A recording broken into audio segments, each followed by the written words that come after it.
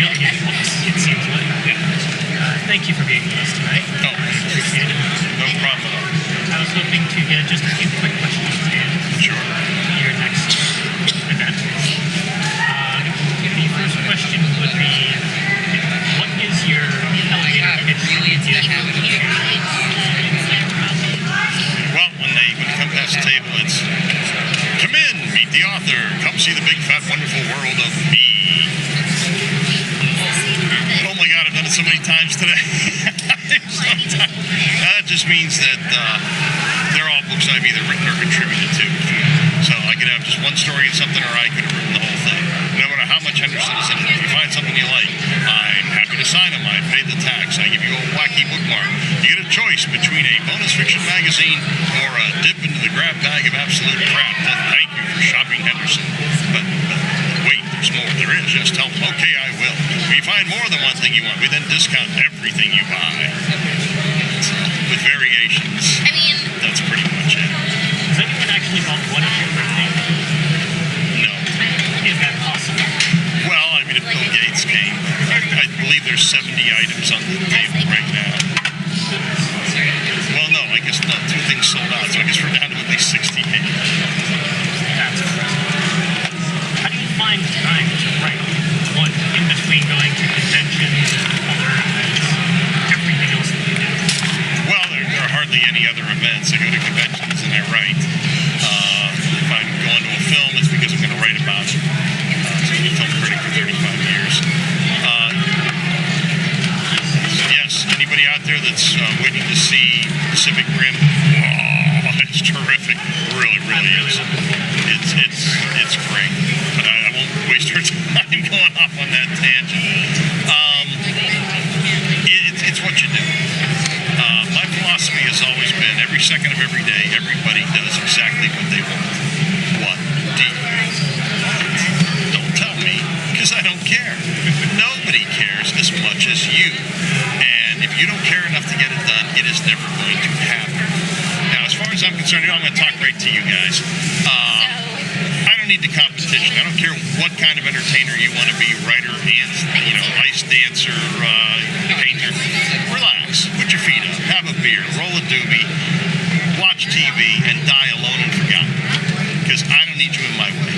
But if you have some other idea, if you have some kind of confidence in yourself, if you think, I don't need to be in a cubicle, I don't have to flip burgers, I don't have to wash cars, or whatever jobs are left in this hideous economy of ours, what the heck are you waiting for? Really, seriously, every second that you let go by is time that you're letting other people get ahead of you. Get to goddamn work. Do it now. Trust me on this, there is no other way. My most successful book, The Things That Aren't Out There, was the first supernatural detective novel ever published. There might have been others written, but I was the one who got one published. And the reason it was so hard to get it published is the publishers, you're crossing genres. What are you talking about? That's crazy. You can't do that.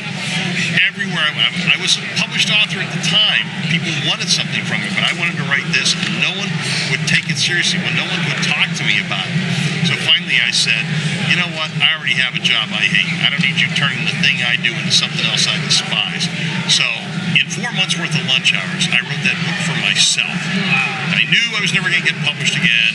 My career was over. I didn't care. This is what I wanted. There are now 9 books in that series. There are 70 short stories with the characters. One of them got enough stories to fill their own book. Then she got her own comic book and she filmed another book. They're talking movie for her.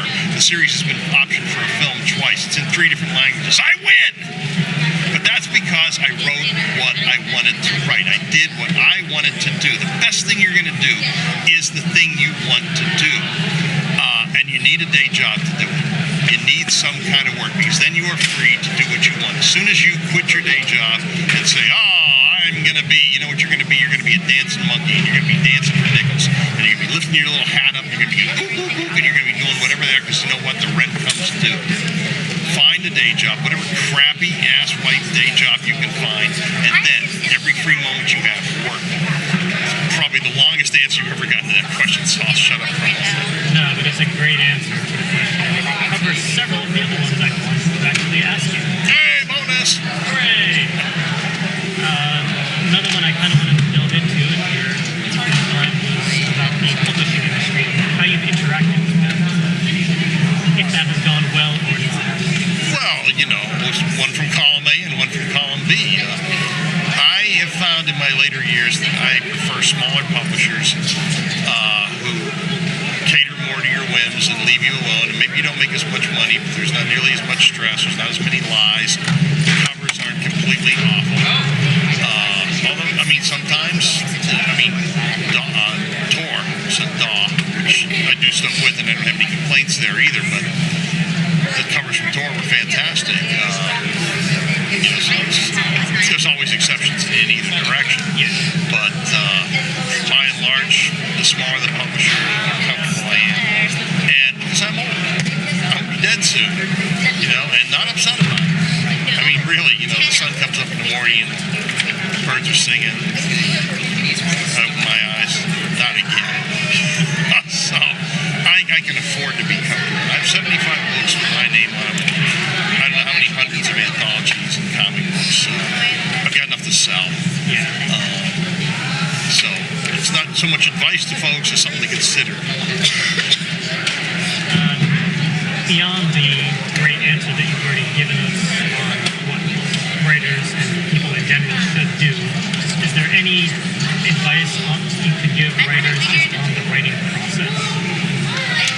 I know this sounds like the smart-ass answer or the cop-out answer, but quite seriously, do it. Sit down and... No, I was going to tell you more excuses. No, once again, right to you guys, there is no such thing as writer's block. There is laziness and fear. And that's all there is to it. I'm perfectly willing to cop to lazy. Didn't get any work done today? Why not? Because I didn't want to do it. It wasn't like, oh, the muse escaped me. No, I put my feet up and I watched 2 more episodes of Breaking Bad. And then I turned over and watched 2 more episodes of Mad Men. Because you know what? I don't care. And the fear part comes in. This is what really a lot of people call writer's block. It is, what if they don't like the new thing as much? What if somebody says something bad? Screw them! Who cares? Shut up! There's people that didn't like Star Wars. There's people that don't like everything. Everyone has an opinion. Yes. You don't have to be. No. The more you do, the more trouble you're in. And I get in that trouble because you can't help it. The most asinine review I've ever seen. In my books, my characters think. Like any thinking person, they hear voices in their head. It's called your conscience, et cetera, et cetera, et cetera. You question yourself and you answer yourself. This is what thinking people do. This moron trashed one of my books. And the worst thing about this book is, the absolute worst thing is, everybody heard voices in their head and none of them were possessed.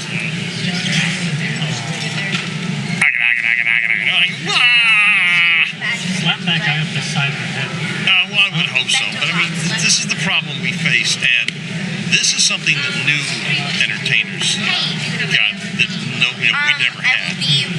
All of a sudden, everyone in the world is a critic. There's no training. There's no requirements whatsoever. They all have outlets. Right, and there can be 10, and you don't know it. People take them seriously. The worst thing is, the comments after that guy's review is, oh, thanks, I was thinking of buying this. Like 2, 3, 5, 10. Oh, come on. How could you think somebody with 75 books on it is this bad? I listened to, Rogo 75 here. Anyway, I'm sorry, I'm wasting time again. Not at all. Out of all the various books and anthologies you've been in, which ones have you enjoyed writing books? Or had the most fun? Wow. How many can I name?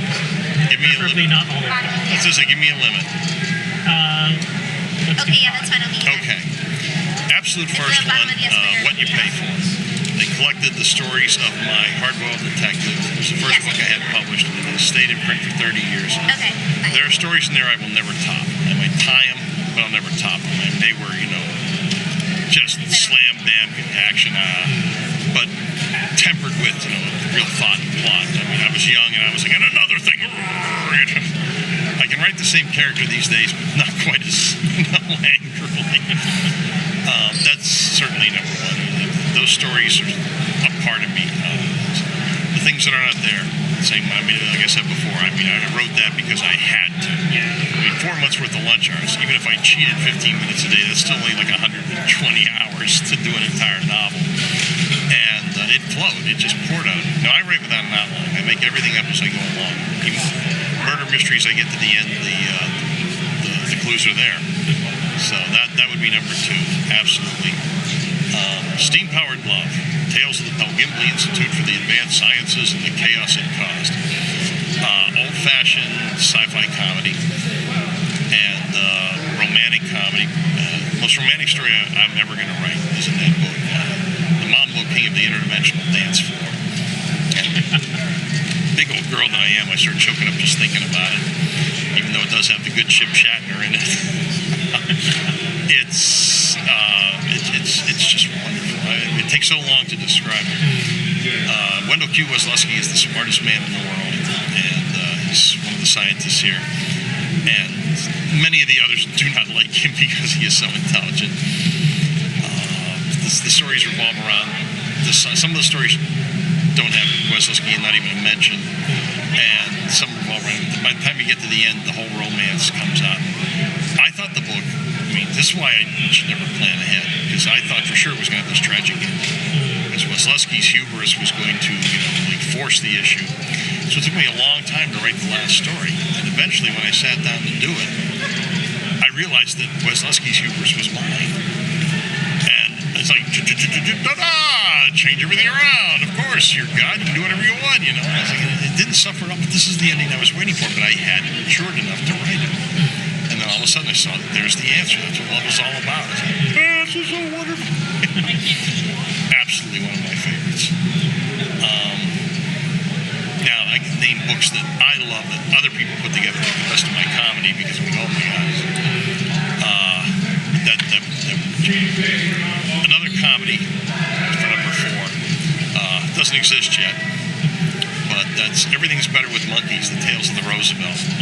This is the collected stories of my sci-fi military musical comedies. And I did not set out to write. I don't set out to write anything really, but an editor, Mike McPhail, I love him dearly. He's a great buddy. He's the only guy I have to watch Star Trek with. Whenever I get to hang out with him, we always watch classic Trek. We're working our way through the remastered ones. It's always a great time. Well, he wanted to do this series called Defending the Future, sci-fi military, and asked me to be in it. I don't do as much sci-fi as I do anything else. And I've never used the military as main characters. I've used them. I have no problem with them. I'm not like, no, fine. But I don't know enough. And the guys that are sci-fi military are either like ex-Navy or physicists or Navy physicists, They really know their stuff. If I can't be one of the 3 best stories in the world at my age now, after being published for almost 40 years, maybe I shouldn't be in that book.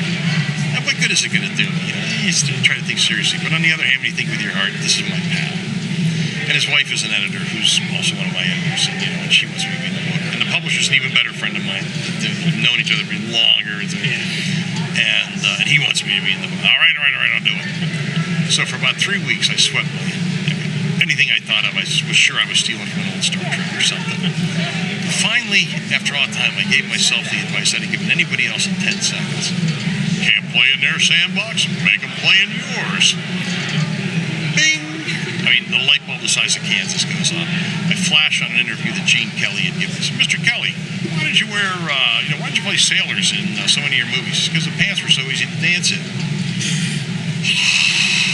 Picked up the phone. Mike, I got a great idea. Oh, I knew you would. Yeah. Listen, there'll be a great big ship. Okay. We won't see it. All right. Don't worry. We'll be on an alien world. Okay, fine. I don't mean like Mars. I mean with aliens. Oh, okay, good. Not like Earth has humans. I mean like a UN of aliens. Okay, fine. There'll be intergalactic political intrigue. Okay, good. No one's doing anything like that yet. That's smart. There'll be a couple of fights. Oh, well, you always do that well. Right. And there'll be one great big song and dance number right in the middle. What? I said, Mike, it's not always Strum and Drang. It's not always blood and lasers. Sometimes you're just on shore leave. Write it. So I did, and I really enjoyed it. I loved it. Because I've been getting more and more into comedy in my old age. I never thought I could write comedy. And it turns out it was wrong. But everyone loved it. I got the treasured last spot in the book. Yay. But I got, even the best, I got what I call the Ricardo Montalban billing. Because on the back of the book, they listed all the authors. And so, so here's our list. And, at the beginning, it's all the guys that know what they're doing in this tiny little niche market. So it's William Shatner, Leonard Nimoy, DeForest Kelley, and CJ Henderson. It's like the guy we brought in because we needed someone better than all the guys that know what they're doing. That's awesome. I'm not saying it's true. I'm saying it's the way I looked at it. So I'm really happy. And I'm like, and I never have to do it again. Yay. Ha, ha, ha. La, la, la, la, la. A couple of months later, I get an email from another editor. Can I get one of those Rocky and Noodle stories? I'm like, oh, no. So to make a long story short, there's now going to be an entire book of them. And wrote the last story specifically just for the book to tie together everything that happened in all the stories. And because, like, okay, we've had funny adventures and wacky stuff happen, but are they really military? Can they do it? Can we put these guys through drama? Again, I'm getting choked up because, like I said, I'm a big old girl. And I have no idea what she showed me. No, we're doing fine, yeah. I'm so happy with the way it came out. And that'll be out in somewhere in the next few months. We're saying, oh, yay. And I guess for 5, the last one would be Lei Wan, Tales of the Dreamwalker. She's the breakout star from the things that are out there from the Teddy Land series. She's a psychometrist. They touch things, they get impressions, work with the FBI to find missing children. So, like I said, right without an outline. So I get to the point in that book where I need a psychometrist. Well, the detective needs a psychometrist. So whenever I create a new character, I always have to some book. Well, she's a superpower. How'd she get that? And at first I was going to go, she was born with it. Then something said, no. She got hit by a bus and died on the operating table after the doctors finally gave up and, said, okay, we can't do anything. She came back to life, which, sometimes happens. And because of her brush with the beyond, she had this power. I mean, radioactive spiders, it's an origin. So I'm happy. Like page and a half. Wait a second. If she wakes up in a hospital bed, broken, can't move, isn't she going to have to just lay there and feel the pain of every cancer patient, the rape victim, the third-degree burn case? Well, it's not just this bed. They wash the sheets and pillowcases and blankets. It could be every bed in the hospital. They put chairs all around the bed. How long have people been pouring grief into this bed? And then I thought, what about the guys who are like, hey, Grandma, happy to see you. God, I hope she dies so I don't have to come back tomorrow. That's when it hit me. This woman is always going to know the truth. Her life is over. There's no fun left. There's no suspense. There's no romance. She can't sit across the table and wonder what the other person's thinking. She knows. And I thought, what is going to be worse when she can finally get out of that bed and get out the front door through the tens of thousands of footprints of pain that are coming? Or when she's walking down the street and you can hear her head when every guy thinks of her. And I thought, you dumb son of a bitch. You couldn't go 2 pages without ruining this character. Well, I mean, I slogged on. I got it done. The second book, subconsciously, I built the plot around her past because I guess I wanted to know. And that's it. That's when editors started begging me for stories. Other authors with supernatural detectives wanted to use her. And I was like, okay, look, I'll write a story with you. Nobody gets to use her on their own. And building the 2 books that of stories with her is just been, they're so hard because you have a character that doesn't touch people. There's no sex. She doesn't show skin. I mean, I went and, I always go in the other direction. Whatever everybody else is like, oh, sex sells, okay, fine. My heroine covers up completely from head to toe, won't touch anybody, is mean, nasty, because she doesn't want people to even think about it. Yeah. So if they think about her, it opens a conduit from them to her. She wants that barrier because it's the only way she has peace. You know, how do you write a character like that? How do you move them around in the world? You know, it's just like being able to fill 2 books of stories with her is, to me, just a triumph, especially the fact that people like them. Yeah. So there wouldn't have been a second book if there had been a demand. And the demand is novel now, and I'm like, oh, come on, you know. You will never be free. Well, the sweet release of death, you know, one of these days. I mean, in your turn. It was nice to get to the list. And, well, one last thing I'd like to do is just to give you the opportunity to let our listeners know where they can find all of your materials. The easiest thing, folks, is to go to CJ Henderson, Henderson. Let's say that again, CJHenderson.com. My website, news about where I'm going to be, short stories. There's always free short stories. And if they don't change fast enough, email the webmistress at the bottom where it says, and say, hey, change the stories faster. And, of course, the ubiquitous store. I have shipping and handling down to 99 cents, so you're getting a discount because you know I can't mail a comic book for 99 cents. Everything is there, and they can email me and say, hey, how do I get this? Why isn't this in the store? Can you get copies of this that you don't have listed? And if I can, believe me, I'll find a way. I'll just say, okay, pay for this, and I'll send you that. I've always felt that once you make a fan, you got to do everything you can to keep them. Definitely. You know, people that don't go out of their way for their fans just don't deserve it. Thank you very much for your time. I really appreciate it. I'm sure our listeners do as well. Yeah, I hope so. And it's nothing. It's merely nothing. Like I said, you can't. If you're not willing to try, then you don't deserve any fans. Appreciate it. No problem. Thank you so much. Thank you. Keep them flying, folks.